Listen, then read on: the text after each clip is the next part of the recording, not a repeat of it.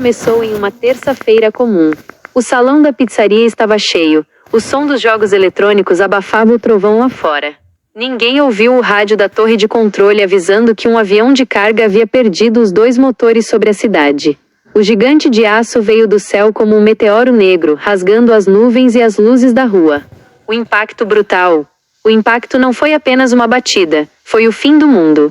O nariz do avião atravessou o telhado central, esmagando o palco dos animatrônicos e lançando toneladas de metal retorcido sobre as mesas.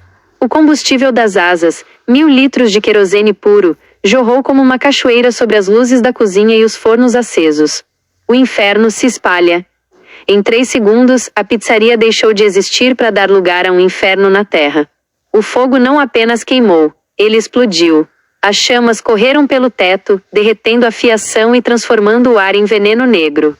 As pessoas corriam, mas o fogo era mais rápido, saltando de mesa em mesa, devorando as cortinas e o plástico dos brinquedos.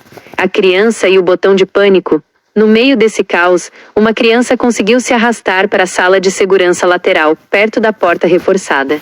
O calor do lado de fora era tão intenso que a maçaneta queimava como brasa. Desesperada, vendo o fogo lamber a fresta da porta, ela viu o botão vermelho. Naquele momento, o medo era maior que a razão. Ela a apertou. O sistema de ventilação, em vez de sugar a fumaça, inverteu o fluxo devido ao curto-circuito causado pelo avião. O oxigênio novo entrou com força, alimentando as chamas e criando uma explosão de retorno que selou o destino do lugar. O que restou, quando as chamas finalmente morreram, o cenário era de guerra. O avião era uma carcaça irreconhecível fundida ao chão da pizzaria. Tudo que era de madeira, plástico ou vida se transformou em pó.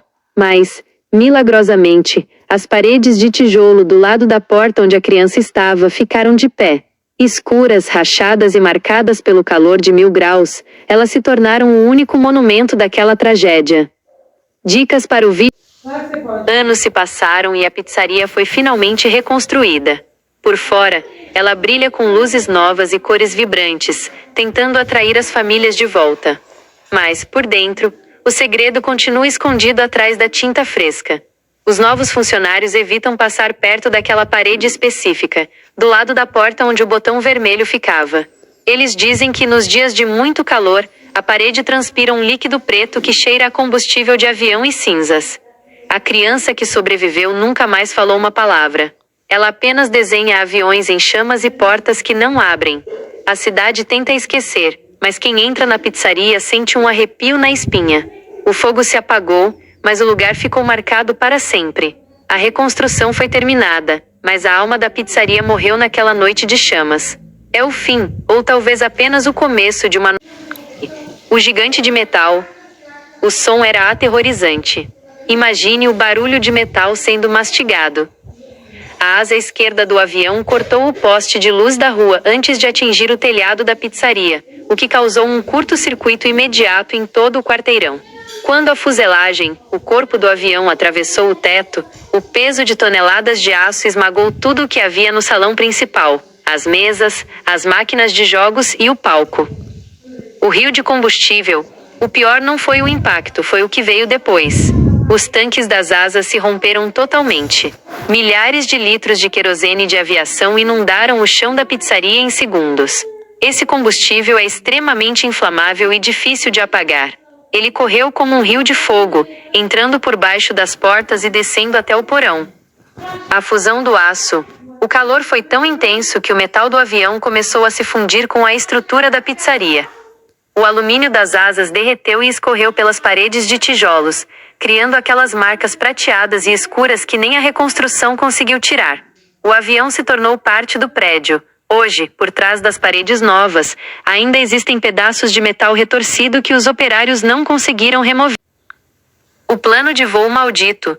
Ponto de partida.